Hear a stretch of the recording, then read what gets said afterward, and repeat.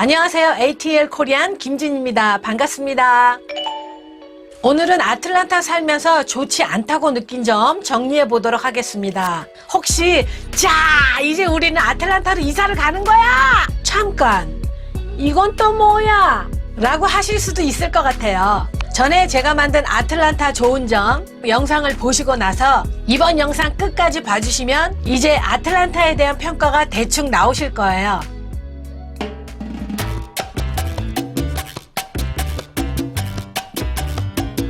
제가 살아보거나 친척이 살고 있거나 친구가 살고 있거나 일 때문에 제가 방문을 했거나 놀러 갔거나 조금이라도 제가 알고 있는 지역을 말씀드릴게요. 당연히 아틀란타 조지아고요. 그 다음 뉴욕, 뉴저지, 보스턴, 메릴랜드, 워싱턴 DC, 버지니아, 노스캐롤라이나, 사우스캐롤라이나, 테네시, 플로리다, 알라바마, 뉴올리언스, 텍사스, 네바다, 캘리포니아 이 지역들 외에는 제가 가본 적이 없거든요. 시카고하고 아틀란타하고 둘 중에 어느 도시가 좋아요? 모릅니다. 시카고 안 가봐서 모릅니다가 답입니다. 제가 조금이라도 알고 있는 지역과 비교한 아틀란타라고 생각하시면 됩니다. 아틀란타 살기 좋은 점에 대해서 영상을 올렸더니요. 반대로 살기 나쁜 점에 대해서 댓글을 많이 올려주셨더라고요. 댓글은 일단 감사드립니다. 아틀란타 한인 인구가 많이 늘어나거나 줄어들거나 저하고는 아무런 상관이 없어요. 그냥 아틀란타를 좋아하시던 싫어하시던 마음대로 하시면 됩니다. 아틀란타 살면서 제일 불편한 점 넘버1 아마 교통체증이라고 말씀들 하시더라고요. 미국 내에서 가장 교통체증이 심한 곳이라고 나옵니다. 그런데 제가 뉴욕에 살 때 조지 워싱턴 브릿지를 넘어갈 때만 해도 보통 4시간에서 6시간 걸린 적도 많거든요. 그만큼 트래픽이 심한 곳에서 왔기 때문에요. 아틀란타 트래픽이 그렇게 심하다고 생각해 본 적이 없거든요. 뭐 이 정도쯤이야. 그런데 교통체증이 없는 곳에서 오신 분들께서는 좀 놀라실 수 있어요. 85번 하이웨이가 기존에 매일 출퇴근하는 사람들로도 많이 밀리는데요. 북쪽에서 남쪽으로 가거나 남쪽에서 북쪽으로 갈 때 꼭 통과해야 하는 85번 하이웨이가 겹쳐 있기 때문에 출퇴근 시간 교통체증을 더욱 가중시킵니다. 안 그래도 있는 교통체증을 더 심하게 만드는 거죠. 어딜 가시던 아틀란타 중심가를 지나가셔야 할 때는 출퇴근 시간을 피해가도 차가 많이 밀리기 때문에요. 공항에 가시거나 중요한 약속이 있을 때에는 항상 미리 염두에 두셔야 돼요. 제가 뉴욕이나 캘리포니아에서는 느끼지 못한 인종차별을 약간 느낍니다. 심할 정도는 아닌데요. 그냥 보기에도 과히 지식층이라고 보여지지 않는 백인이나 흑인들이 아시안을 두고 차별하는 경우가 종종 있습니다. 아틀란타의 아시안 인구가 늘어난 것이 그리 오래된 얘기가 아니거든요. 얼마 전까지만 해도 같은 조지아 내에서도 아틀란타에서 조금 떨어진 외곽 도시에 가면 우리를 보고 오 차이니스다! 하면서 동물원에 코끼리 보듯 했거든요. 마치 우리가 어려서 한국에 있을 때 동네에 백인이나 흑인이 지나가면 덮어놓고 미국 사람이다 이렇게 신기해하는 것과 똑같은 거죠. 어느 유튜브를 보니까요. 인종차별하는 백인이나 흑인들에게 이렇게 영어를 퍼부어라. 거기에 해당하는 영어를 가르쳐주더군요. 솔직히 그건 좋은 아이디어는 아니라고 생각해요. 그런다고 그 사람들이 바뀌지는 않거든요. 본인이 영어를 100% 알아듣고 완벽한 영어로 답변을 해줄 수 있다면 얼마든지 강력하게 대꾸를 하시는데요. 그렇지 않을 경우 솔직히 미국 애들은 총을 갖고 있잖아요. 그냥 피하는 게 최고라고 생각합니다. 가끔은 좀 억울하다고 생각될 때 그냥 한국식으로 꾹뻑 인사하는 거 좋은 방법이라고 생각해요. sorry, thank you. 그럴 때 그 분위기 알아챈 제3의 미국 사람이 저 대신 싸워줍니다. 야, 너 왜 얘한테 인종차별해, Are you okay, honey? 웬만하면 절대 싸우지 않는 것이 제일 좋다고 생각합니다. 제가 알고 있는 미국 사람의 특징은 나보다 연약하고 나보다 안 됐다고 느낄 때 동정심을 발휘해서 굉장히 정의에 불타게 되죠.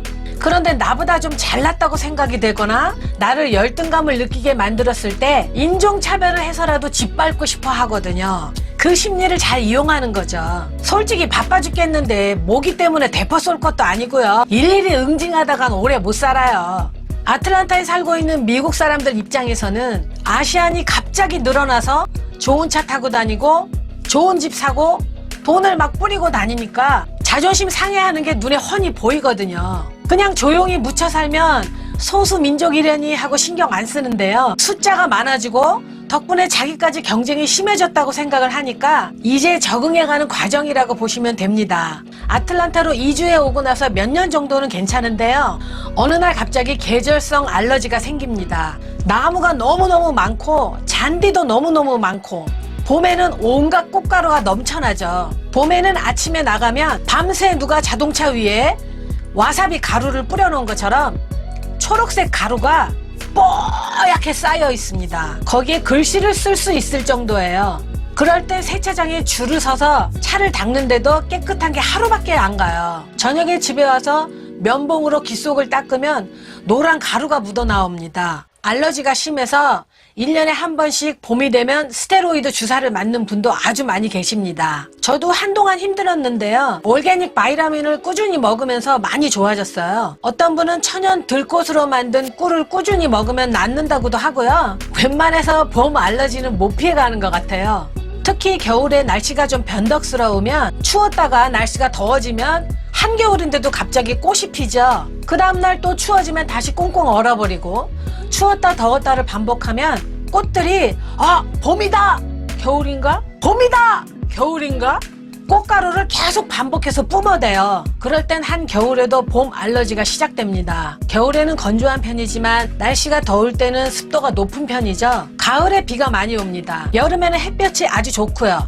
그래서 식물이 잘 자라기 때문에 주변에 농장이 아주 많아요. 그래서 피치 스테이시라고 하잖아요. 뒷마당에 깻잎을 심으면 깻잎이 이만해져요. 비가 많이 와서 수돗물은 참 좋아요.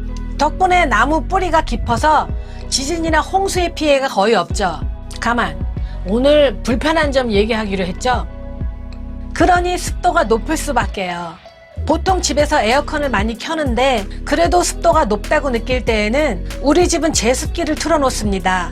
코스코에서 100불 정도 한 제습기를 틀어놓는데요. 아래층에 하나 위층에 하나 틀어놓으면 몇 시간마다 한 번씩 갤론으로 물이 나오죠. 그거 참 신기해요. 제습기 덕분에 집안에 들어오면 캘리포니아처럼 뽀송뽀송해지더라고요. 제 경험상 제일 습도가 높다고 느낀 것이 텍사스 휴스턴이었거든요. 멀쩡한 날에도 옷이 다 들러붙을 정도로 상당히 습도가 높더군요. 조지아가 여름에 습도가 높기는 하지만 더한 것도 얼마든지 있다는 거. 조지아는 제설 작업이라는 게 없어요. 제설차가 몇 대 없다고 들었습니다. 아니면 아예 없는지도 몰라요. 한 번도 못 봤거든요. 1년에 한두 번 눈이 옵니다. 눈 오는 날은 날씨가 따뜻해요. 금방 녹아버리죠. 영하로 떨어지는 추운 날은 날씨가 건조합니다. 춥기만 하고 눈이 안 오는 게 조지아 날씨의 특징이에요. 그런데 어쩌다가 눈 폭풍이 올 때면 길에다가 차를 아예 버리고 걸어서 가버립니다. 눈 오는 날 어떻게 운전을 하는지 아무도 모르는 것 같아요. 몇 년 전 폭설이 며칠 동안 온 날이 있었거든요. 일주일 넘게 길이 마비됐었죠. 특히 고가도로 밑이나 그늘진 곳은 아예 빙판이 되어 있었고요. 예전에 어느 날 약간 싸래기 눈이 오다 말았는데 모든 학교가 휴교라는 방송이 나왔어요. 뉴욕에서 오신 분께서 아니 왜?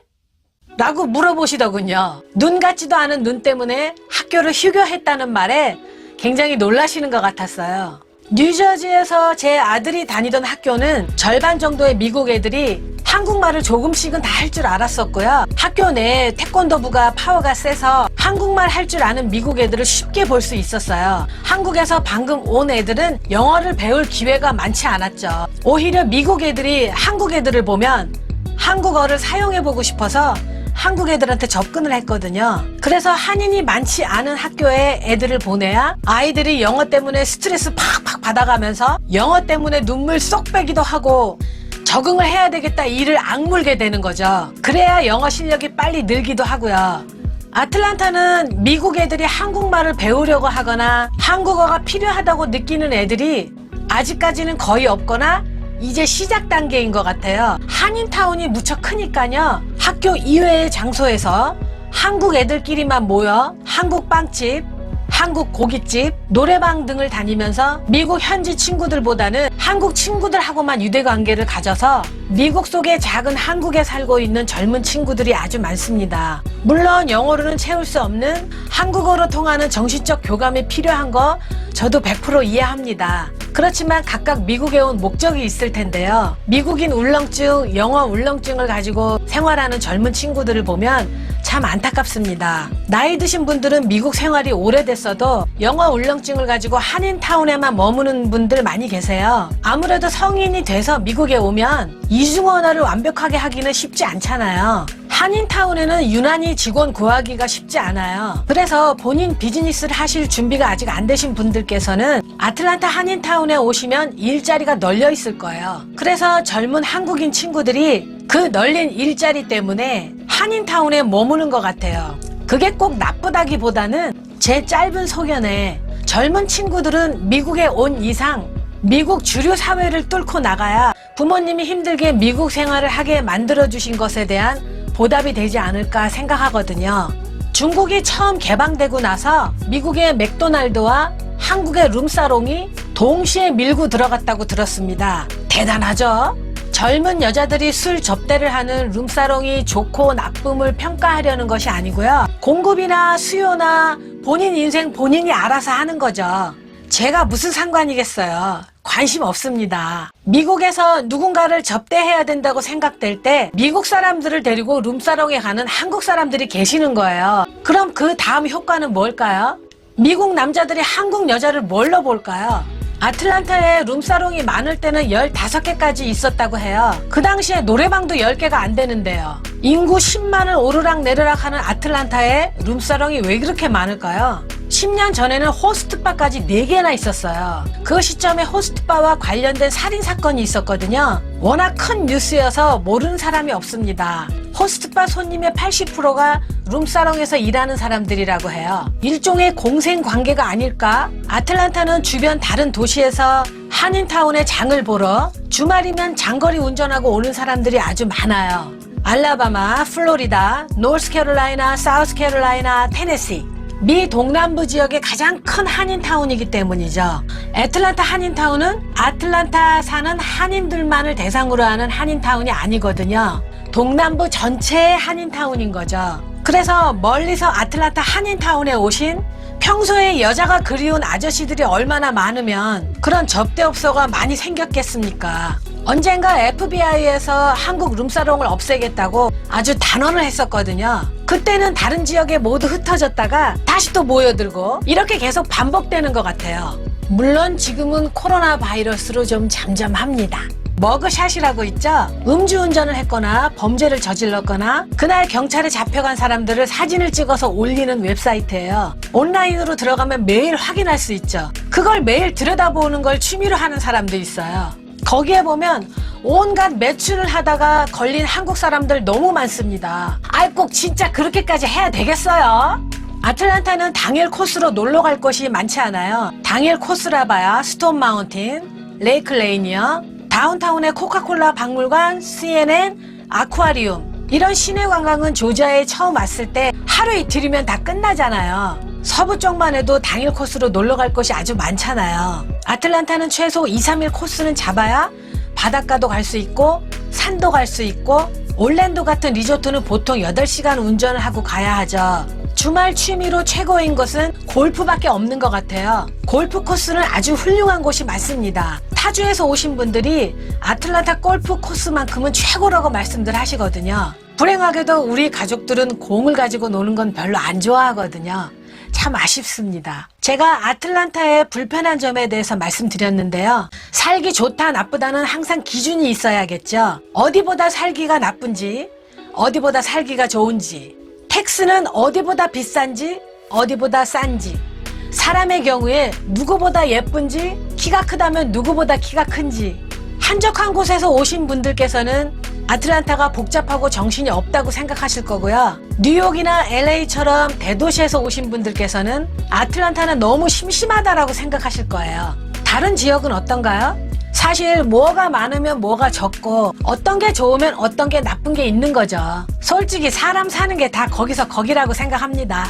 교통체증이 심한 게 싫으시면 한적한 곳에 사시면 되는 거고요. 변호사이시거나 카이로프랙틱 같은 일을 하시는 분께서는 교통사고 환자가 많아야 좋은 직업도 있잖아요. 살다 보니 사람이나 지역이나 장단점이 다 있는데요. 그냥 좋은 점만 생각하고 살았으면 합니다. 오늘도 부족한 영상 봐주셔서 대단히 감사드립니다. 아직까지는 여러 가지 환경 위험 요소가 많이 있으니까요. 다들 조심하시고 건강한 하루하루 되시기를 바랍니다. 감사합니다. 항상 감사드립니다. 구독과 좋아요 부탁드려요. 구독과 좋아요는 공짜예요.